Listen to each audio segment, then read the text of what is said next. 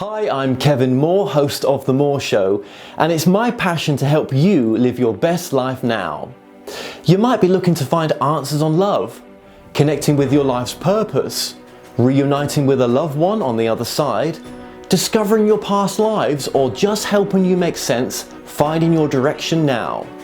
So The Moore Show has collaborated with the most gifted readers around the world to form The Moore Show Psychics. Now, my readers have a large range of skills to choose from to be of service to you, and all my psychics are interviewed to show transparency, with each interview available on the website. So call now, dialing the numbers on the screen to speak to my operators 24/7, or go to tmspsychics.com to choose a reader or book online. The Moore Show Psychics, helping you transform your present moment into the most loving and happiest it can be. Now, I also offer a full money back guarantee, so what have you got to lose? Empower your life now.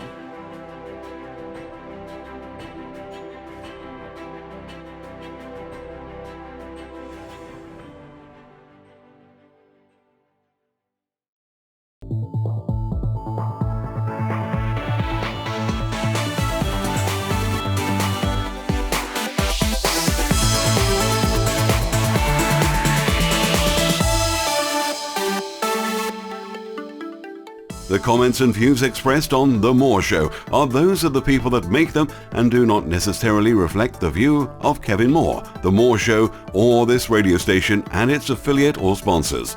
This show is for entertainment purposes only. Broadcasting from the UK and across the world online.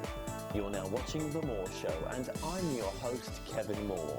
Now, for the next hour, I'll be covering subjects that will open up your mind and provide you with information you may have never heard before. Now, on today's show, I'm about to be joined with my guest, Michael Rose. Now, from an early age, Michael discovered that he had a natural ability to travel beyond linear time and space and enter into a deep communication with nature. Now, since his spiritual enlightenment at the age of 49, Michael has written 20 books on his experiences and explorations of alternative realities and dimensions. Now, his main focus and teachings are based on unconditional love and emotional balance. Now, since 2016, this marks his 25th year of traveling over 5 continents and presenting inspirational and life-changing courses. Now, he does this in a clear, compelling, humorous and non-nonsense format, enabling many participants to experience profound shifts in consciousness and more. Michael Rose, welcome to the show. Thank you for inviting me. Yeah, thank you for coming on, Michael. You're in Australia. Massive time difference right now. Yeah, it's 7 o'clock in the evening your time, which is 9 o'clock in the morning my time. 7 o'clock in the evening, it's dark, and the temperature's about 28 Celsius. 28 Celsius, oh my gosh. We're about 7 degrees here in England. I don't like degrees. What is your background? Are you from England? Yeah, 51 years ago, I emigrated from England, went to Tasmania farming. After 12 years, I left Tasmania, travelled around Australia with my family, set up an intentional community. After 4 years, left the community and was on my spiritual path ever since I left the farm, yeah. Wow, okay. You immigrated. Did you immigrate with the family to Australia? I had a wife and 2 children, and we were 10-pound poms. So it only cost us £10 to emigrate, my late wife and I. So the kids were for free. Wow. You just can't do that nowadays, can you? You just cannot get on a boat and, emigrate. Actually, we were on one of the first flights over, an old propeller aeroplane.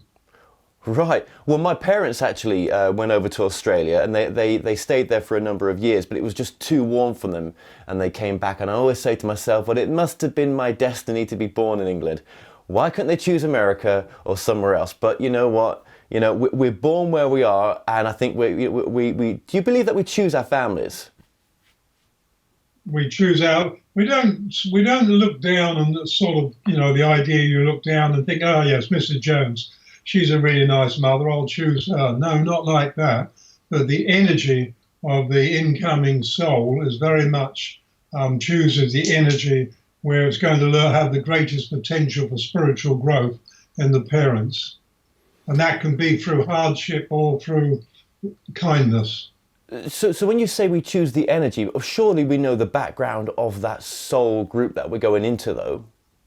Not necessarily. I mean, yes, we do know the background, but all life is only probabilities. There's no such thing as destiny. There's no such thing, if I go to this person, these sort of circumstances will happen. And so we are with our soul guide and with our soul family determining what is the best course. But on the other hand, we set up certain cause and effect, and we have got to continue with that. They call it karma. You've got to continue with that. So let's just say when you think about this, maybe there are 1,000 choices of who could be your mother. And then you put it off a few days. I'm being, just a bit humorous here. And then your choices are down to 100. And then you say, okay, well, I'll go tomorrow. But where you are, there is no such thing as tomorrow. All time occupies a so moment. And so you mess around a bit longer and your choices are down to 10. By the time you actually incarnate, you've got the one left. So in other words, energy has to match, but it matches on your potential. Okay, but what about the ideas maybe that I get a lot of people coming on here and maybe I've adopted their truth. I mean, maybe, I don't know. I haven't channeled this, I don't think, but, a lot of people say that, we would know, we would have been with people before. We have that, we had that feeling that we've known this person in a past life. Absolutely, because you couldn't incarnate. You could almost impossible to have a life where you're not mingling and mixing with people that are in your other incarnations, because every time you have a negative connection, you're going to have to work the ripples out of that one. And so every time you're in a car and somebody prangs you, you've been pranged by them before, or you were the pranger, not necessarily in a car. It might have been knights in armor.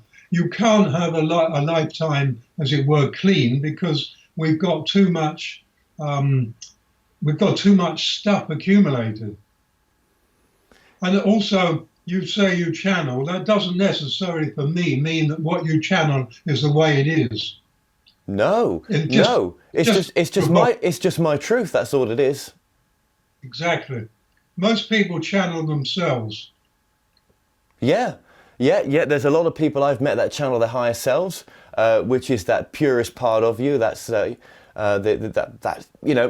without the veil, basically. It's just a word for it.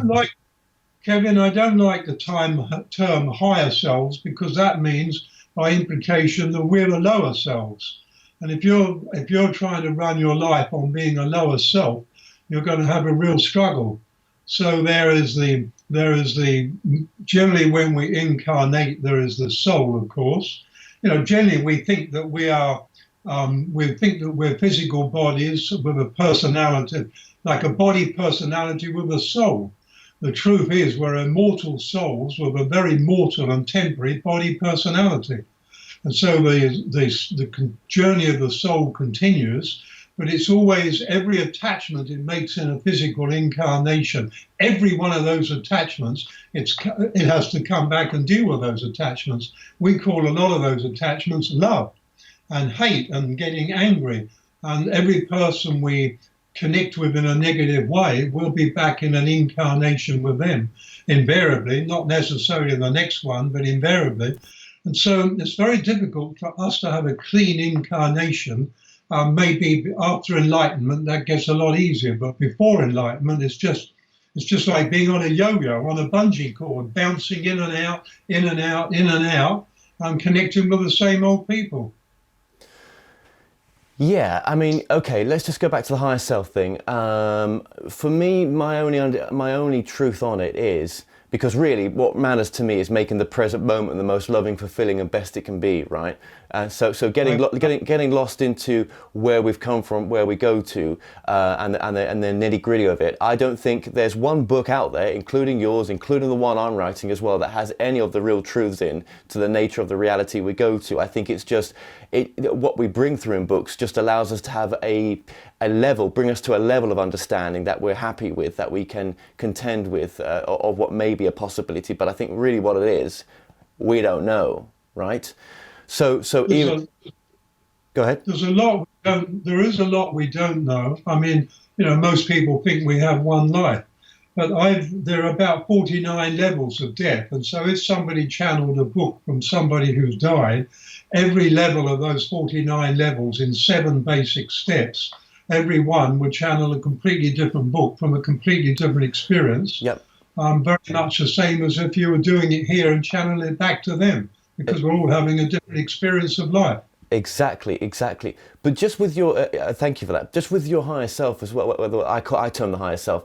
To me, it's I'm only calling it that. It's just a word. We have to use words, right? And they don't really relate to what it is. I know that they're just words, right? But it's that God essence of who you really are, and that's just the word. God is just dog spelt backwards. But it's just the essence of who we are. And if there is our soul, which there is, if what my soul, what I'm looking through my eyes right now is my soul. How having this human experience, but I can't really remember coming from a place or at all, or having any past lives really, until I go into a meditative or astral kind of space.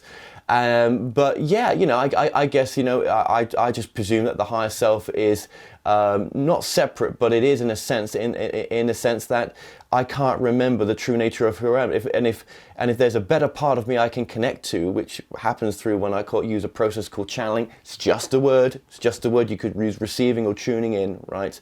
You tune into to that greater part of yourselves. We're all able to do that, and I've found through tuning into the greater part of myself that I'm able to get the answers.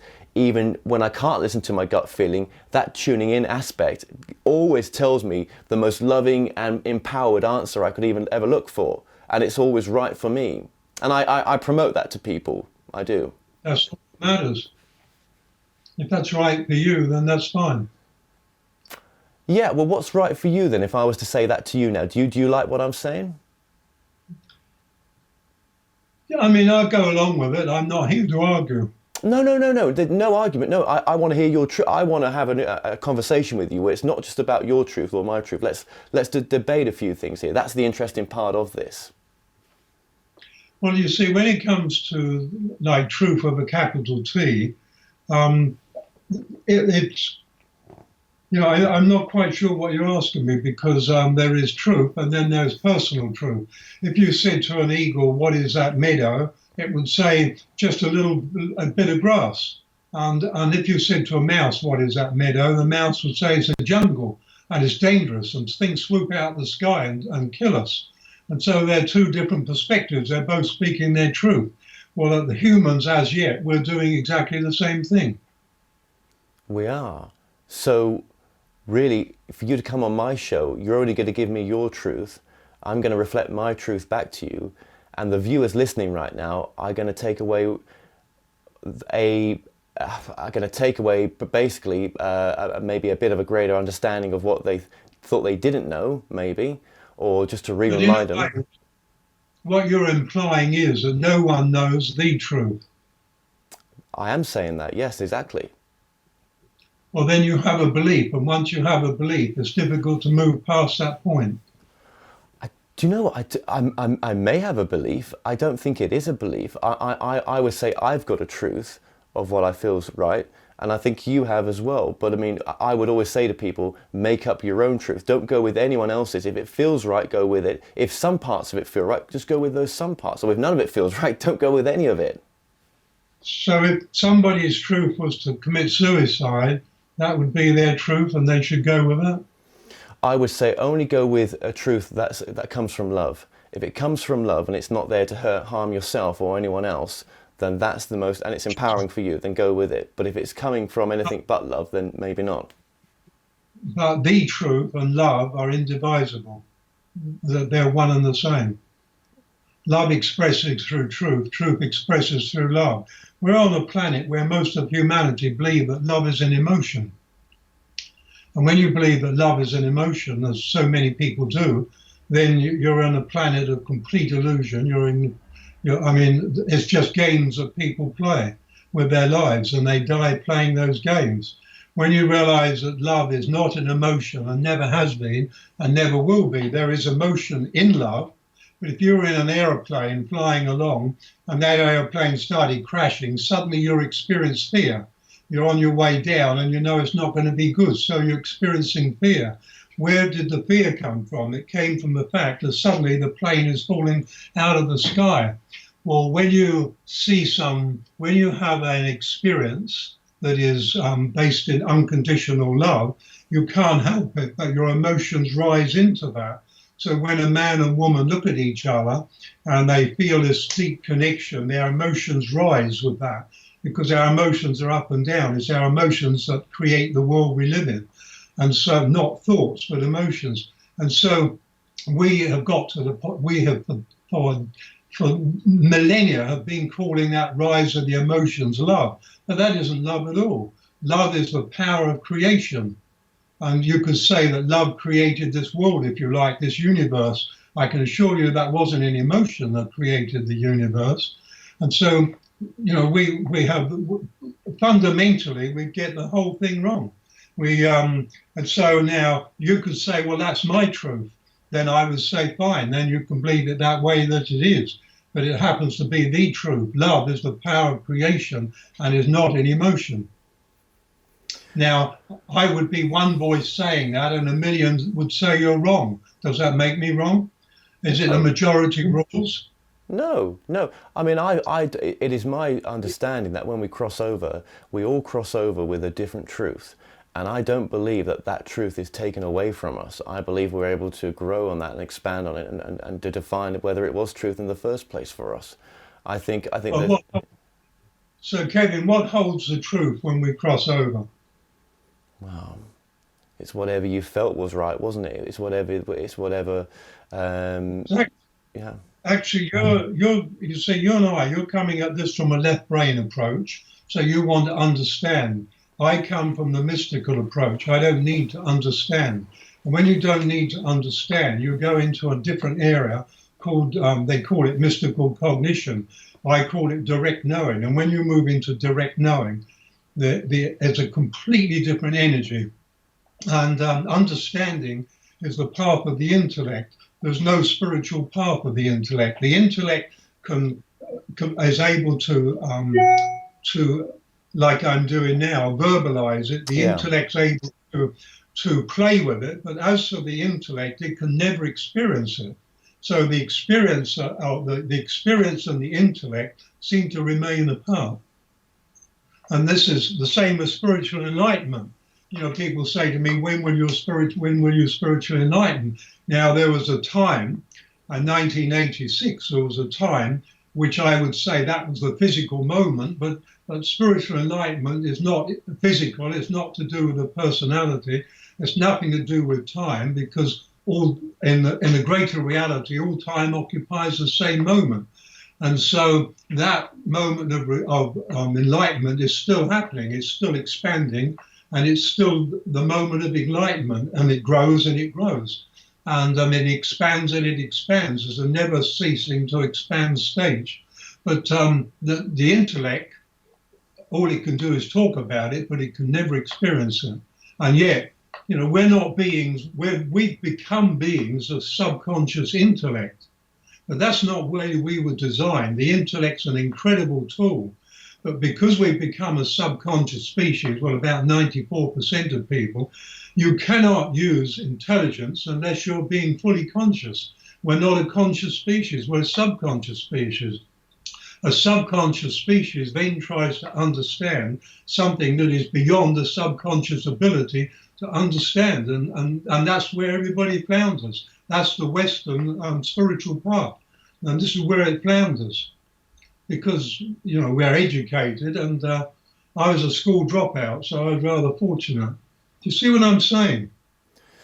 I think so. I think so. I mean, I could almost say to you right now in the moment, I'm not trying to be difficult here, Kevin, no, no, but no, no, no. I like this. I get off on this because it's when, I'm when we after. start when we start talking about our truths, like people die, they die in a certain state of consciousness. Now, there's no right, no wrong, no good, no bad, no better, no worse.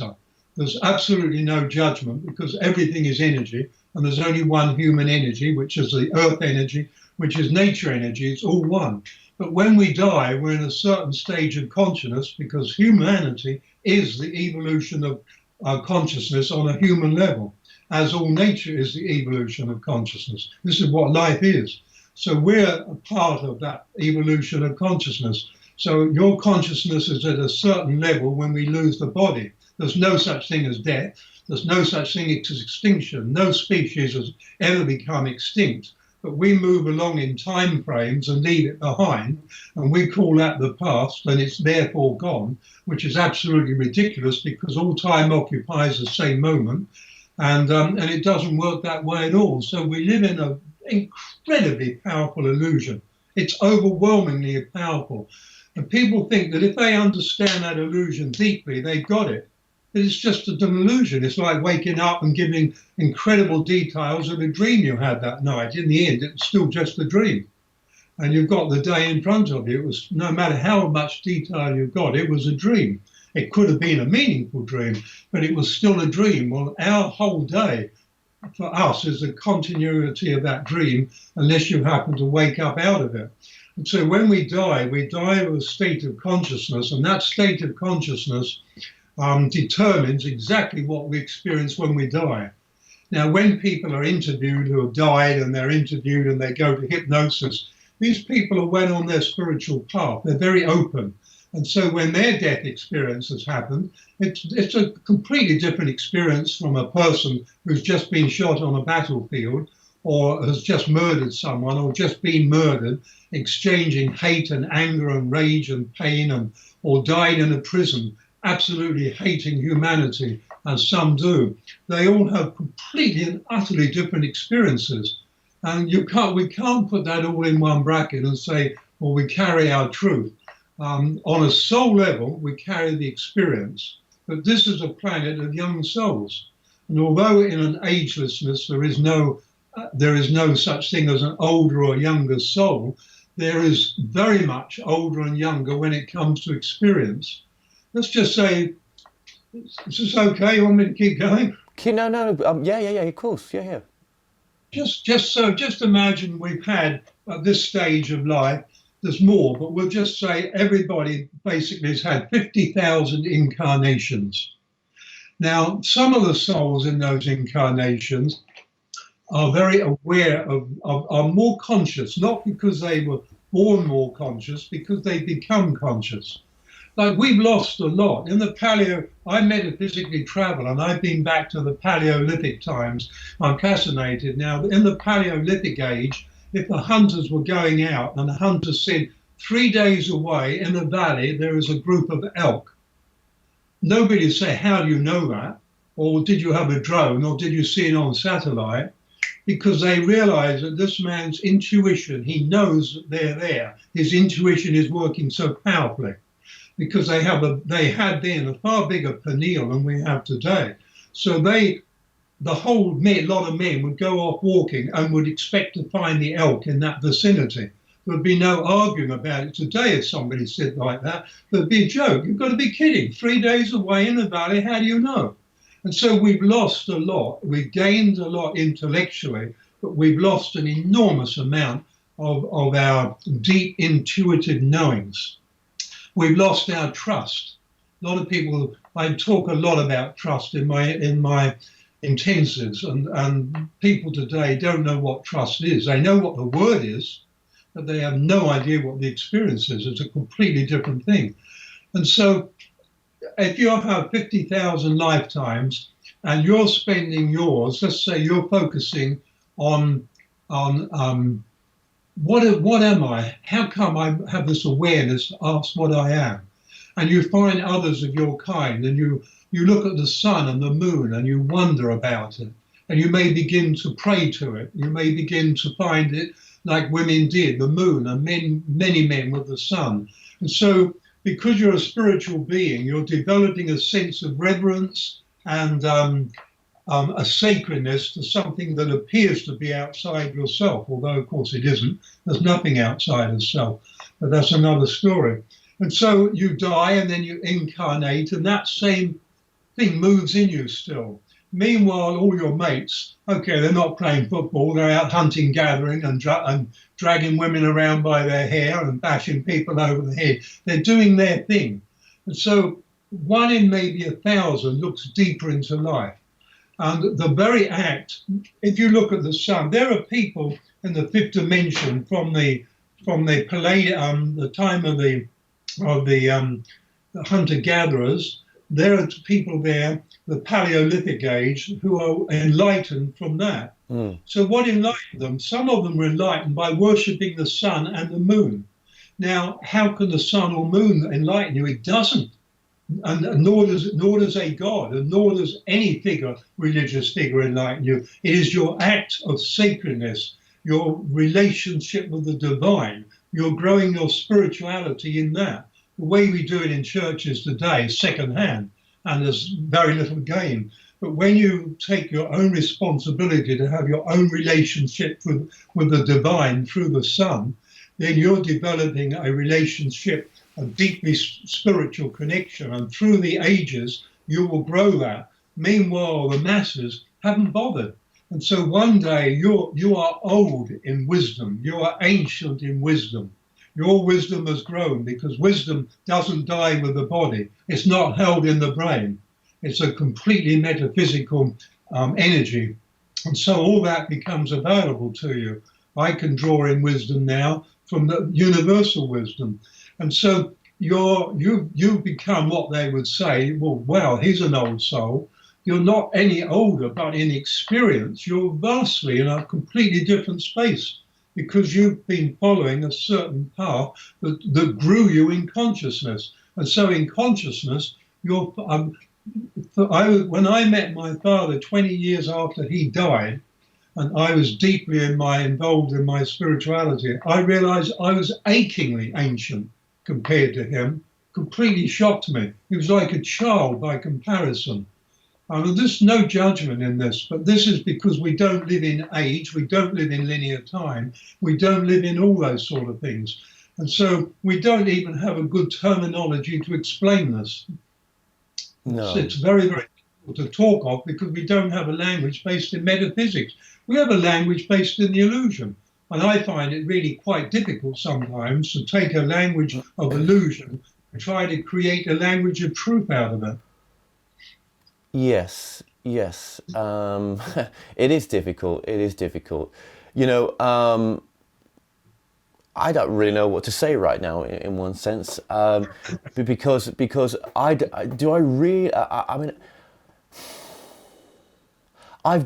only got my understanding from the truth that I've brought from my higher self, or from my soul, right? And I don't really care much into going too much deeper into it, as into the whys, what whys and hows, because, you know, we've all got a different truth. I mean, all I'm about really is making the present moment, my present moment, and hopefully that will help other people to help them make their present moment the most loving and best it can be. Yeah, and I fight with that most days on trying to do that.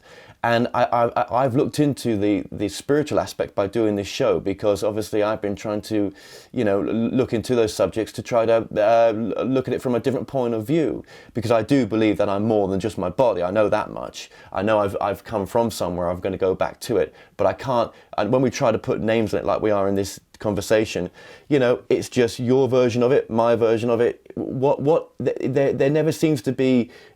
I've never had anybody on my show, anybody that's ever said the same thing or agreed the same way. We've all got a unique take on it. And that's over 700 interviews. Okay. I'm just saying what the experience has been for me. No, it's fine. I mean, you know, to me, what you're saying isn't the way it is, but that's the way you see it, and you say Well, everybody has their truth. yeah. Everybody, there is only one truth, only one truth. Now Well, we all have our view. We all have our view of that truth. okay, But look, okay, okay. One thing I've found is that one of the truths, one main thing that's in common with everyone that I've got on, right, is love is the only answer. That's one massive thing. Love is the only answer. Whatever you're going to come from something, come from it with love. And whenever you do something, how loving does that feel towards you and the other person? I do 5-day intensives all around the world, and the whole main focus is unconditional love. Yeah. So how can I argue with that? Mm. But you do realize until you're loving yourself unconditionally, you can't put it outside of yourself. I think that's something that hit on the head actually with what you said earlier on actually with when you mentioned what was it emotional attachment versus unconditional love. I think you hit it Everybody, on I think everybody thinks that love is an emotion. yeah, I think you hit it on the head there. Do you know what? I'm not too sure how much actually I love myself sometimes, because I always think, you know, when I've got a partner, I've got so much love to give, and I'm like, I was walking back from the gym the other day, and I was like, yeah, but how much love have you got to give to yourself? You can't give more out of yourself than you can give to yourself. For instance, I have no self-criticism at all. I have no self-judgment. I have no anxiety. I have no. I really never get tired. And I mean all this. I can get sleepy, but I never get tired. And I don't experience fear, any of those things, because I love myself unconditionally. Now, I don't think I do, and that's nobody else's truth. I love myself unconditionally. So I don't do any of those things because it doesn't work. And in loving myself unconditionally, that affects every cell in the body. I'm really aware of that. We could go into a whole other subject there. I won't. Somebody last year gave me a book and said, I would like to give you this as a gift. It's a book about love. I said, well, it's wonderful. I opened it. The first chapter, the heading of the first chapter, love, the greatest of the emotions. And I realized this person had no idea what they're writing about. It was all theory. Very nice, I'm sure, but none of it had any truth in it, because love is the power of creation. And if you want to find out, ask God directly, and he'll probably, or it will say, that state of consciousness will say, sorry, but this is the way it is. And so when you sort of take that on board, it's scary. Mm. It's scary. I mean, when you look at humanity. But having said that, Kevin, as far as I'm concerned, we're in a time of polarization. We've been in it. I could give you a little analogy, a little metaphor, if you like. This is being provocative. Okay? Or do you rather not? No, go for it. Go for it. I'm with a smile on my face, please. Okay, so let's just say it's considered that there are about 49 billion universes. Many of them are sleeping at this stage, and many of them are active. We're just on one. So when we sort of talk about all life on Earth, we've really got it just on one speck of sand on a vast beach filled with grains of sand. Well, out in our universe, let's just say there's a hollow planet. And let's just say around about every 200,000 years, a passing meteorite hits it. And it sets off a sound like a bell. It chimes. And that chime is energy. And the chime, every 200,000 years as it happens, that chime is of a higher vibration, a higher frequency than the one before it. Now, we're probably just about to move out of our fifth and start our sixth cycle of around about 200,000 years on this planet. Science tells us we've been here as humans about 200,000 years. They've only just got one cycle, but science likes lagging well behind, and they consider me a complete idiot. And so that sound then is like a waveform that begins to move through our universe.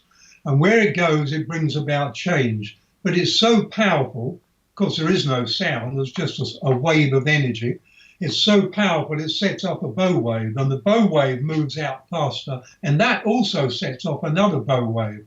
And we won't take too many bowways, but one of the smaller ones reached us in the 1960s. And suddenly there's an amazing change takes place. And you probably will be aware of this. In the 60s, when everybody's into flower power and love-ins and the whole thing, when the Beatles and John Lennon came along, and there was a tremendous change in the human energy. And I would say that from one generation to the next was a greater change than the previous 10 generations. And then it settled down. And we've had another one or two minor ones go through. But then at the end of 2012, the next bow wave came through. And as it comes, it lifts the energy of everything. Everything on the planet, the energy lifts. With humanity, when I say energy, it lifts the frequency.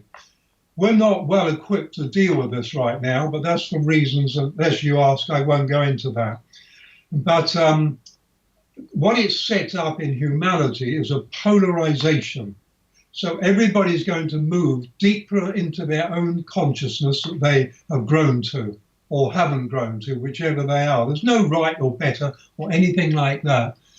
And so you're going to see, and you mark my words, you'll see an increase in violence, in terrorism, in presidents like Bush, although to me he's not necessarily bad, he is change, a catalyst. Neither good, bad, right, wrong, but probably in good timing. And so you're going to see a wave of violence and anger and rage and road rage, that's a perfect example of it, which nobody had heard of 20 years ago. Right. And you're going to see the opposite end of that wave. You're going to see a growth in compassion, in love, in care, and in sort of self-sacrifice. You're going to see those two polarize, and everybody at the end of the next 20 years is going to be polarized one direction or the other, because we need to be, because we're moving out of a cycle and into a new cycle. And there's no right or wrong or saved or lost or good or bad. I really want to get that. There's no judgment in this, and nobody's judging. It's just we're the creators of our life, Kevin. We're here to learn creation. So we learn our creation through our own life. And so what we're seeing is like in Australia. Now, when Princess Diana died, there was a tremendous turnout, and you saw all these wreaths and flowers. Yeah. You see Steve Irwin died, and again there's this tremendous turnout and flowers everywhere, and it happens all over the world. But now, if a little girl in a street in a suburb dies or is killed, 1,000 people turn up with flowers and with bouquets, and they stand around just to show that they don't probably know what they're doing, but there is a compassion growing, and they feel compelled to do that. And there's still people who live deeply in the illusion, but the compassion is growing, and that aspect of human love is growing. Because with your spiritual path, it doesn't matter what you know.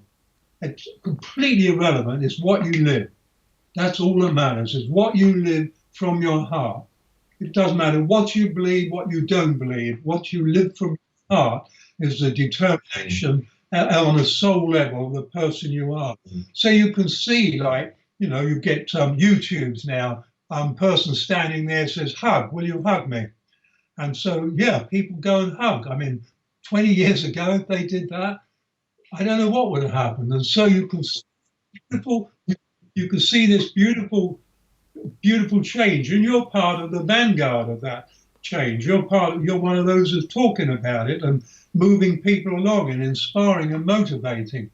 But there is also unfortunately, probably a bigger move towards anger and violence and aggression and survival. Yes. That's absolutely so true what you're saying. Sorry, I don't want to. I'll cut you off there. Sorry, do you want to continue? It's okay. No, it's okay. That's fine. I've said enough. Okay. Well, actually, let me just add. As you were saying that, a few things were coming into my mind. So first of all, I just want to say, if I wanted to define my purpose right now, just for my own sanity as well, it would be I'm trying to help awaken people and myself. Right. Okay, that's one thing. Secondly, I just like to say with what you've just said as well, is that the reason I do what I do is I do love people, and I do have a lot of love to give. and I feel that I only want to do things from love to help people, and if I can be part of that on this planet, then I've done my job whenever I cross over, right? And I think it's nice to remind myself, and maybe other people will, with my transparency, will see that in themselves in this moment. That's a good place to come from. So Absolutely. yeah. So no matter the fine details on what this reality is all about, right? If we can just come from that space in this present moment, that's a great place to be. And even just helping one person is just as important as helping many. It really is. It is. It is. It really is. Yep. Yeah. Yeah, absolutely. I agree. I mean, people like me are able to touch thousands of lives, but it's not a numbers game. It's not a numbers game at all. There's only one human energy. If you touch one person, you touch that one human energy. And I'm looking at your beautiful face, even though I've got a still face looking at me. And I've only got to look at your photograph and realize, yeah, you're a person who's into love and into humanity. I mean, it's obvious looking at you. If it wasn't, we wouldn't be talking. No, absolutely not. That's right. We wouldn't resonate on the same level. So just getting okay. So with all. Okay, for me, right, for me to try, what my understanding has been is, as into why is the nature of reality like it is? Why do we live in such polar opposites? Why is the world so violent in some respects? Yet in my world, I create my reality where it's not. I'm surrounded by people like yourselves, many of you, where it's just a beautiful reality in some respects. Yet, but I don't try to ignore the suffering of people, right? Because I do want to help this planet. I'm not sat here thinking, well, I want to ignore the suffering, because I don't. But my understanding of why it's like this reality is like it is that the soul craves to forget itself and to remember itself through this experience that we're having now as a human experience. We were so desperate to get here, to have this experience. Only the very few brave come here, in the sense the brave souls come here, and we are here having this human experience. So maybe all the craziness that's going out in the world right now, the violence and everything else, this is such a needed experience for what the soul came here to experience in the first place. So to try to rid the world and to try to have a utopia world where there is no violence and there is no craziness, maybe the soul, my purest state of understanding, maybe it doesn't want that. Maybe it wants the opposites. Just like there's a hot tap, there has to be a cold to have experience. Maybe where we come from, we are not able to have this experience because love is the dominant force. Unconditional love is. You want me to answer that? Why not? Come on. Okay. It's an interesting question. What is reality? So you realize that if in England you had a soccer match, Arsenal playing Manchester, there would be a few hundreds of thousands of people watching it and a few millions probably on television, but everyone would see it differently. Yes. No two people would see it in the same way. So we have the fact that we have as many realities as there are people. And that's around about 7.5 billion. So if we all had different realities, we couldn't agree to anything and we'd all go insane. Mind you, I think most people have gone insane, but that's just a personal thing. And so we would all be insane. So we have a consensus reality where we all agree to the same things. So a typical consensus reality would say that the past is finished and you can't change it and the future hasn't happened yet. Now, in a greater reality, that's completely wrong. In my intensives, I teach people how to change the past. And so the past isn't finished, and anything of the past that is not resolved now. And so I teach people how to resolve the past, because you can do that. But then you can't do that if you don't believe you can do that. You can't do that if you have the mindset that says the past is finished, which is a normal mindset. And so we have personal reality, consensus reality, and then a greater reality. In a greater reality, everything on this planet is perfect. So every war, every person who's starving have created through 50,000 incarnations, probably far more, but we'll just leave it at that. 50,000 incarnations have brought them into a war zone, into a starvation, into whatever situation they're in. This is every human being's creation. It's got to be perfect because we all create our own perfect classroom. What I do, I'm known as a spiritual teacher. For 15 years, I went against that, but finally I capitulated and I'm a spiritual teacher. But I don't see it that way. To me, there are two ways of living life. One way works and the other way doesn't work. About 94% of humanity lives in a way that does not work. About 6% live in a way that does work.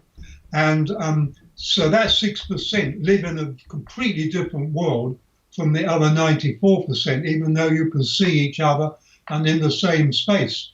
It's not like that because of the states of consciousness. Now, I am a person who has a certain way of seeing life, but I have one of the great truths of life, and this is a truth, not my truth or anybody else's truth. It's one of the truths. Your relationship with yourself is your relationship with life. Now, very few people have a relationship with themselves that is based in unconditional love, no criticism, judgment, anxiety, worry, or any of that. Not that that's wrong, but with none of that there. So that person experiences life in a completely different way from somebody who's worried. Somebody will come up to me, oh, geez, so-and-so said something to me yesterday, completely ruined my day. It wouldn't ruin my day. And that person didn't ruin their day because we create everybody in our life to say to us what they say, to do to us what they do, whether it's murder, muggings, or hateful comments. We're the creators of our life. Nobody else can. And so if you really begin to look at it, there are several great principles of truth. One of them is consciousness draws to itself physical form through which to express. But the expression is consciousness, not physical form. So we're physical form trying to live as physical beings, but we're consciousness, as you know. The second one is where you focus, energy flows. Yes. Your energy, all energies. You know that one. So most people focus on their worries, anxieties, problems, not enough money. It gets worse. They focus on how they get angry. People focus on their anger. Everything gets worse. When you live by the principles of truth, this is where we started. If you live by the principles of truth and make all these, and you make it work for you instead of against you, then I have enormous compassion for the 40,000 people who die every day of starvation. I could even feel mildly annoyed when 6 people get killed in a car crash and they have the headlines of everything and the other 40,000 who die that day are not even mentioned. Right. Because people want to be reminded that 40,000 people are dying every day of starvation, most of them children. At the moment, that's going much faster than 40,000. People don't want to know things like that. And so people live in a bubble of illusion. I mean, today we have internet. About 6% of the internet is what people like us use. The other 94% of the internet is deep web and dark web, which people like me wouldn't have a clue about. But that is populated by some very, very tormented and troubled, terrible souls. And so what we see of life is like, it's not even the tip of the iceberg. We see a snowflake on the tip of the iceberg, and then we try to understand the snowflake. What we need to do is realize there is so much more than this. My brain is incapable of processing it, but the consciousness I am can embrace it. But that's not the way we go, because, and I'm not getting at you, but everybody has to understand. So to understand, you have to take something greater than you are, reduce it to the level that you are, to assimilate it. Like, to give you an analogy, I once, 30 years ago, I realized that I'm like we'll go with gallons, I'm like a gallon container trying to get 100 gallons into me. Then I thought, no, I'm trying to get 1,000 gallons into me. And I realized this is not possible. Nobody can do this. So what do we have to do? And it occurred to me over a period of time, well, if I put the gallon in the 1,000 gallons, what would happen? Well, there was no answer to that. I did no idea, but I did it. I put me into the greater, and I certainly lost my sense of identity, my sense of personality. I mean, I use them, but they're not me. But what I gained was immeasurable. But then I have the problem. I'm then the 1,000 gallons trying to get people to understand what that is when they've only got a gallon container. And I don't mean that with any arrogance whatsoever. I mean, when it's just, so I have to bring it all down and speak in a language that people can understand. What is a key thing, do you think, that people watching this, or in general, people could do to improve their current lives right now? You know, if we're coming from a lot of, you know, the That's issue. a good question. Yeah. That's a good question, a very good question. The key things, I would say, if you can do this, put all criticism out of your life, particularly self-criticism. But if you criticize other people, that's self, because you are the world, and I won't explain that. So you put all criticism out of your life and embrace appreciation and trust. You don't have to criticize and look at things critically. You can trust. And so you embrace appreciation and you let go of criticism. Your life will change, your health will change, everything. Your whole future will change if you do embrace it. And within a year, your past has changed. And I know that. Your whole past will have changed. You will be a completely changed person. And where every time there's a confrontation, every time any moment comes up, you choose love. You just let everything else go and you choose love. It doesn't mean you become a doormat.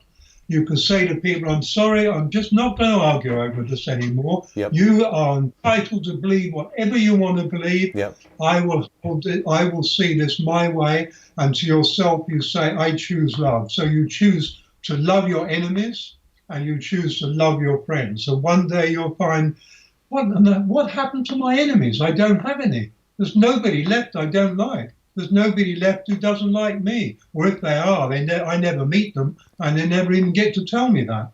Does that include people who you class as that have done you wrong in the past as well? That you would. It includes everybody, because nobody can do wrong to you without your invitation for them to wrong you. It's not possible, because everybody creates their own reality. Of course. So you can't blame anybody for anything, and not yourself, because how can you blame yourself when you're dreaming that you're awake, when everybody's still dreaming? And some people may say, yeah, but where did that invitation come from? If I was just, if I was a kid not knowing anything better, where did that invitation come from? And I may say, well, that invitation came from, you're not a kid, you're a soul having a human experience. Yeah. It comes from 50,000 incarnations, right, which is all in the one moment. Yes. There's no time. It's all in the one moment, and let's just say you're in the 18th century and you throw a brick up on the roof of a house, thinking it would be a joke when it falls, slides off and lands on somebody's head. In the 20th century, you're walking past this old house, a brick slides off and lands on your head. And you're back in playing your harp again, thinking, okay, I won't throw any more bricks up on houses. Yes. You get what I'm saying? And so what we do to other people is all the time coming back to us until we live in a stage of complete peace with ourselves. So even nobody can even get your thought process angry. People can't make me angry. Even my thought process doesn't get angry. And your thoughts don't run your life. Thought precedes emotions. The metaphysical precedes the physical. So here we have this incredible paradox, and it's a tough one. Here we have every human being is a magnificent, metaphysical, multidimensional, immortal being of love and light, in denial. And so we have the greater self, the immortal metaphysical self, and we have the mortal physical body. So where does 99% of our attention go with the mortal physical body and its thoughts? We give no notice at all to the metaphysical, which is who we are, the immortal side we are. So today I balance between 50% of me is focused in the physical world and 50% of me is always in the bigger picture. And because it's the bigger picture, I see somebody saying something to me. Now, if somebody says something to me really nasty, they're hurting. They are really hurting. I'm in an airport, and you go up to one of the flight personnel, and they're really nasty. Yes. And you think, but they're hurting. That person's hurting. They're hating themselves. They're swearing at themselves. They're cursing themselves. They're angry with themselves. How can they suddenly turn to me? Oh, hello, Mr. Nice Man. The anger comes pouring out of them. But what they give to the other people is a fraction of what they're giving to themselves. It's just if you've got a lawn with somebody's got a knife sticking in it, you don't go and put your hand out and pat it on the head. You'll get better because you lose your arm. Yeah. And so all people are hurting need to hurt other people. It's what they do. They send it outwards. They hurt other people. People are angry with themselves, get angry at other people. I'm never angry at myself. I never get angry with other people. I don't do anger. I finished it. Good. I know what it is on a metaphysical level. I've watched anger metaphysically. Trust me, you don't want it. No. And did you know something, Kevin? Did you know because we're one humanity, nobody can be angry alone. As soon as you get angry, your anger connects you with every angry person on the planet. You all come together in one terrible, terrible energy of anger. This is why prisons are full of people who killed somebody in a moment of anger. They've got no memory of it. They've absolutely got no memory because the anger of 100,000 or 1 million people completely overwhelmed them. They got no emotional memory of it at all, except there was a dead body, and they were the one who did it. And so we live. Humanity's a child, and it's a beautiful, wonderful, incredibly worthwhile child. And so I do what I do, and I have the patience as if I was teaching kindergarten. I've developed. That took me a while to develop that. Of course it did. Yeah, and I'm so blessed for you that you're at that state, because that's a beautiful place to be, that you've come from, to be helping people as well, to be in that space. I see everybody else as me. Yeah, of course. And how would I like to meet me? And I'd like a nice me and easy me. I come on strong with a lot of people. Yes. I come on very strong, but I don't come on angrily. No. I come on strong because I want to break through the inertia. Of course, and that's a really beautiful thing. But when you think about it, right, when we do come back, which I do believe I will come back, maybe I'll relive this life. Maybe I've lived this life many times before, and I'm reliving this life again from a different perspective. But anyway, that's another subject, right? But whenever I do come back, isn't it a shame that we forget the space where you've got, or where I've ended up at, when our life ends, right? And it could be a great space, and we start all over again as though we never got to that space. No, we don't. No. All your wisdom, all your love, all your compassion is growing the soul you are and growing the consciousness you are. You will always come back with that state of consciousness that you grew, and you will continue from there. You might have to learn some of the mental stuff again, yes, but it was never top anyway. And so, as you grow in consciousness, so your life changes. You'll never come back and do the same life again, because in this life you're growing. And so when you come back, you'll be one more step higher up, sure, and it will be a different expression, experience of life. No, what I was saying there. Sorry, go ahead. No, go ahead. Sorry. What I was going to say, there are those who don't do that, who don't grow in consciousness, who literally recede in consciousness. Yeah. That can happen too. Growth can go both ways: backward growth and forward growth. Yeah, which is incredible, isn't it? No, well, we're beings of eternity. We've got forever. Yeah, we do. No, it was something that came up in my information that come through to me, that that I've potentially, that we have the chance as well, or choice as well, that for our soul to experience this same incarnation, but from different aspects of it. So maybe if I'm reliving this life again, in this particular life, I may be taking roads that I never took before, or I may be taking risks that I never took before. This isn't the same, but Sure. yeah, Sure. in the same time, No, right? Yeah, yeah. And I do, and what you said as well about going into a past life to heal that past life, which heals the present moment now. Well, guess what? I brought that through. That came through to me as well when tuning in. And you know what? You think to yourself sometimes, right? All this information that I'm bringing through, okay, so it's coming from my higher self maybe, but and we've heard it before, some of it, yeah. But you think to yourself, well, you've only heard it before, because when truth is truth, it comes through. And sometimes we keep hearing the same truth from different sources because we never listened in the first place. That's something humanity's not good at, listening. We're good at hearing, although that's getting worse, but we're not good at listening. To listen, you have to be in the moment. And to listen, you cannot think and listen. You can only, thinking takes you out of the moment. So if somebody's talking, they're speaking in the moment. And unless you're in the moment with them listening, you're in your moment, they're in their moment. And so this is why we have such brilliant miscommunication in politics and everything else. So to listen, you have to be in that. You can't think, because you can think your way out of the moment, but you can't think your way into it. So think about that when you're not thinking. That's right. And I also want to add here as well that, we've talked about, well, we have said this, haven't we, that you create your reality, right? You create your reality. So we can create the reality that we so desire. If we want, whatever that reality is, as you've said in this interview, where thought goes, energy flows. You can have the reality that you so desire. And if you've got a reality that you don't like, well, you can recreate that pretty quickly with choosing a reality that you do like. By, I say to myself now, right, I'm going to the US in September.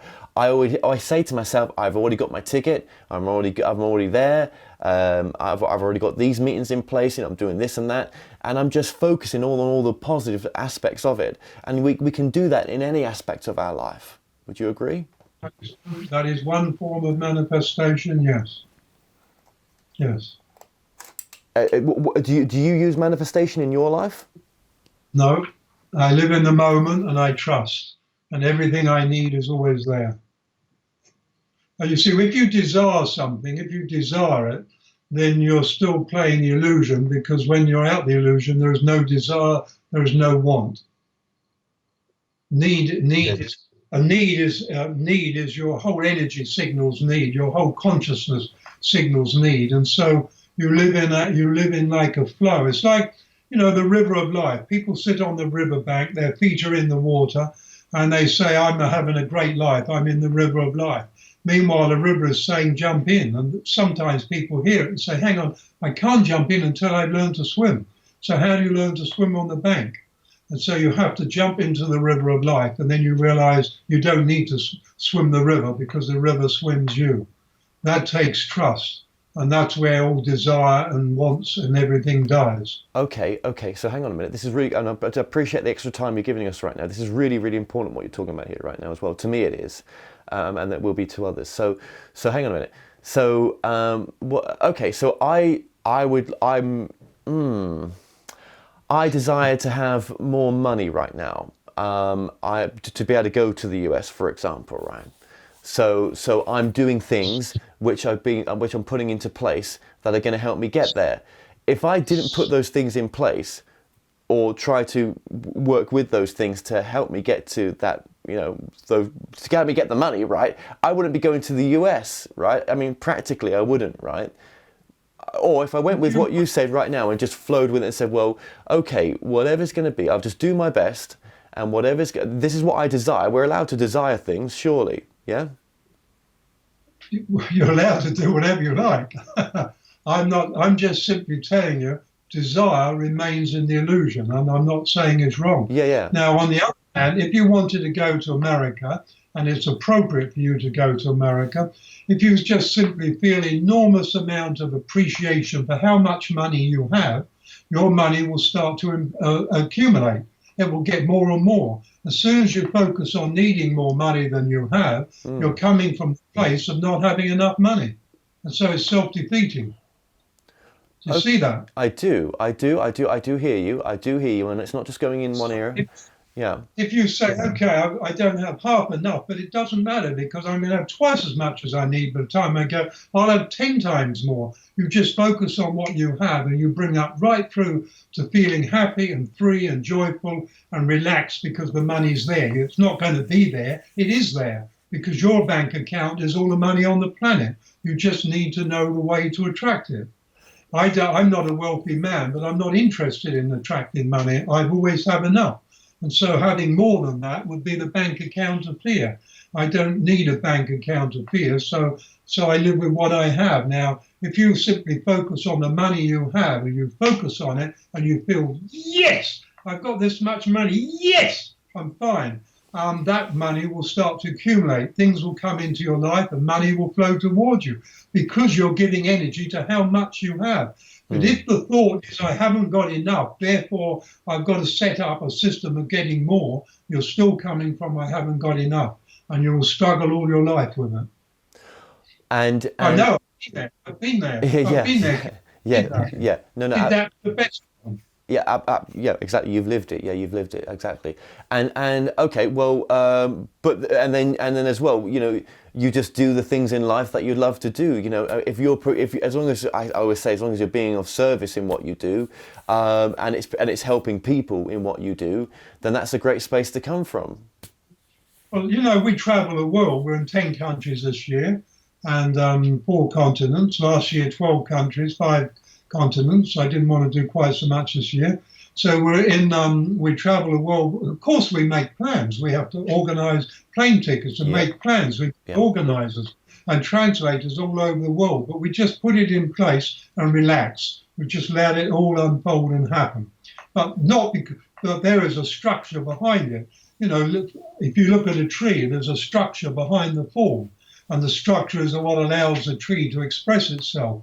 And so you have a structure. Part of your structure is doing what you're doing now, but also bring into your structure that you are a rich man. Forget wealthy, you're a rich man. You experience abundance and get excited about abundance, emotionally excited. Emotions, you've got to put emotions into it.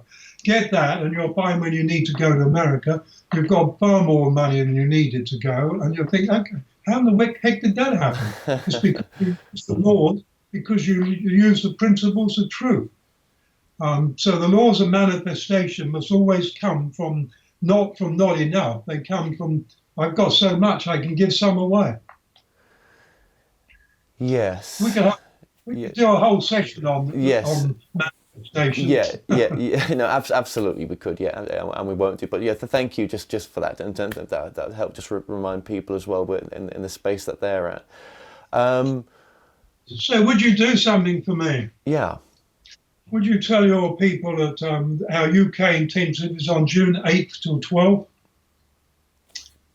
June 8th. So you're coming over to the UK from the June 8th to the 12th, and where are you going to be? We'll be at Fareham, Fareham, Hampshire. And anybody wants any information, www.michaelrhodesuk.com. Okay. Well, that website... We've got a lovely organizer over there, wonderful lady, and she will give everybody all the details they need to know. 5 days with me, life-changing. Okay. What other countries are you going to as well? Oh, God. There are a few. There's 9 others. I mean, all over Europe, Canada, America, Japan... Yep. And all over Europe, basically. Okay. Yeah. Okay. So what we'll do is throughout this interview, your website's been coming up on the screen, which they can go to find out your tour information as well, because everything's on there. Yeah. Yeah. Because I'm sure that a lot of people will want to come see you and be in your talks as well, which which will be incredible. Yeah. Thank you very much. Yeah. Well, yes. Yeah. If they want the UK, it's definitely Michael Rhodes as ROADS UK.com. Okay. Well, we're putting that on the screen as well when we speak right now. So that's been coming up. Yeah, this has been a fascinating conversation. It really has. And how am I feeling right now? Well, almost like I've been in the ring a little bit, but that's okay. That's all good. Okay. Kevin, you've done well. I've had interviewers cry. That's that. Yeah. I mean, I don't. They cried because they've had so many insights, and it's built their picture up so big. They've just been emotionally overwhelmed. Yes. Yeah, I mean, okay, I can be a bit challenging, but that's me. That's okay. I think you've done a great job. I've enjoyed it. I wouldn't want you to be anyone else. It's so important you being you. Let me just say, because a couple of things. One thing you said as well is that you're a spiritual teacher. You know what I say to people right now? I say if you're transparent, if you're yourself and you're coming from transparency, that is a spiritual teacher. It's not holding information or remembering lines. It's just being your true, authentic self. That's what you are. I would like to think I am, and I will be authentically 80 years in this body in April. Well, bloody hell, you're doing amazing. You're doing. You know why that is? Because I tell you, this goes for a lot of people. Is that when you live your truth, and when you're in that space, and when you just come from love as well, you just don't feel the age, do you? It's not this. It's different. When you have a relationship with yourself based Yes. in unconditional love, the whole process of aging changes. Yes. It changes dramatically. I'm serious about this, and I've said it over to multitudes of people. I plan to be around doing what I do in traveling the world a long way past 100. Now, I'm not attached to that, and it may not happen, but I expect to be doing this for at least another 50 years. Okay, that's good. Good. And there's no attachments to that neither yet. And you said something. I know we're just so over time, but it's so interesting what you said. You said something in this interview about when you're not attached to anything. That's kind of living a very empowered spiritual life. But it's difficult sometimes because when we meet people, we kind of fall in love a little bit, don't we? As well sometimes. Yeah, you see, love, Kevin, love has no attachments in it. So when you meet someone and you kind of fall in emotion, we put there's no such thing as a non-emotional attachment. There's no such thing. And so always we attach with our emotions. When you're loving yourself unconditionally, you don't have to bring emotions into it. In fact, high emotions come in and you can almost cry with joy. But if I was attached to being a great age, then the point is even trying because there's an attachment. I have the freedom there's no attachment to that. I choose my journey. That's the journey I'm looking at. Yeah. Because I want to be here. The world's going to go through a change, and I plan to be here and go through the process with the world. And I have a feeling I will be a needed voice at that time. I think so. But when you do fall in love with someone, though, is true authentic love without attachment? Because you do, not that you'd want to be with someone all the time, but I mean there is that attachment to be with them in some respects, right? How do you do that with that attachment? Kevin, I would say it's okay to have those attachments, keep them positive ones, and make sure they're never negative ones where you fear losing that person. Right, yes, that's so true. And my final thing with you, I know but finally, right, just very finally, and if you can say this just briefly, what in your understanding then, why did we come here for? Why are we here on planet Earth having this experience? We are souls. We're not human souls. We're souls having a human experience. We began this millions and millions of years ago as space dust. I won't take you through the picture. We've been through every form of mineral and gas. We've been through the whole of the nature kingdom. We're now moving through humanity. We have eons and eons to go yet. We're immortal beings creating the universe as we explore it. And as we explore the consciousness of self and grow the self, we're growing the universe. And physics has just discovered recently and can't quite understand it, the universe is growing. Of course it is, because we are. Well, Michael Rose, I just want to say it's been an honor to have you on, and just thank you so much for joining us today. And I thoroughly enjoyed being with you, Kevin, and I thank you very much. Well, we've come to an end on today's show. Don't forget that you can listen and watch all our past interviews on The More Show's official YouTube channel. Remember to subscribe to our YouTube channel for new daily shows. You may also find out more on all past and upcoming guests by going to themoreshow.com, and do like us on Facebook and Twitter for the latest updates. So until next time, be safe.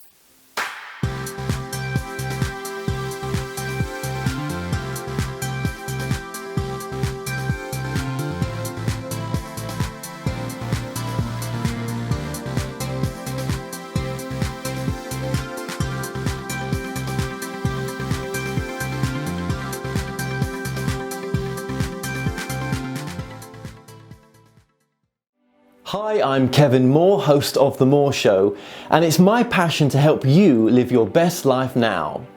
You might be looking to find answers on love, connecting with your life's purpose, reuniting with a loved one on the other side, discovering your past lives, or just helping you make sense, finding your direction now. So The More Show has collaborated with the most gifted readers around the world to form The More Show Psychics. Now, my readers have a large range of skills to choose from to be of service to you, and all my psychics are interviewed to show transparency, with each interview available on the website. So call now, dialing the numbers on the screen to speak to my operators 24/7, or go to tmspsychics.com to choose a reader or book online. The More Show Psychics, helping you transform your present moment into the most loving and happiest it can be. Now, I also offer a full money back guarantee, so what have you got to lose? Empower your life now.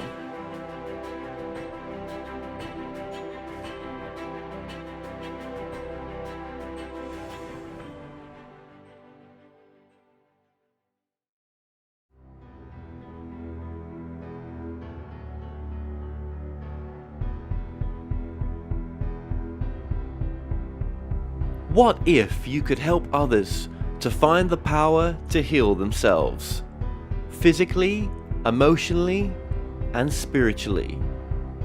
When I started teaching my classes, it was in 2002, and I was just doing the past life regressions and contacting the subconscious part.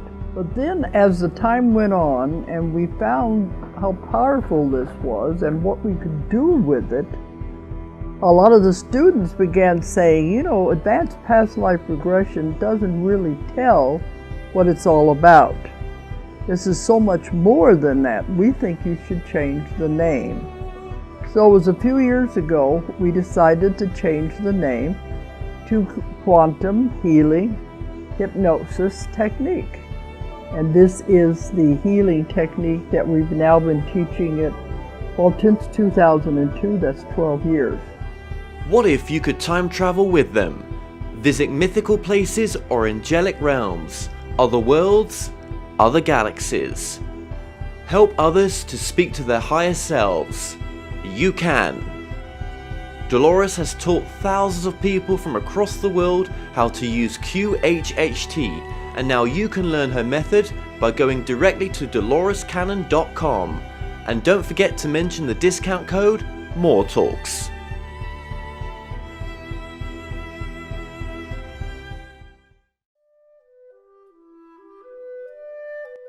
Established over 100 years ago, Watkins Books is one of the world's oldest and leading independent bookshops specializing in esoterica. We have the widest selection of esoteric books in the UK, and our friendly and knowledgeable staff are here to assist you in a unique ambience of our shop. So come and visit us in the heart of London, as we're open every day.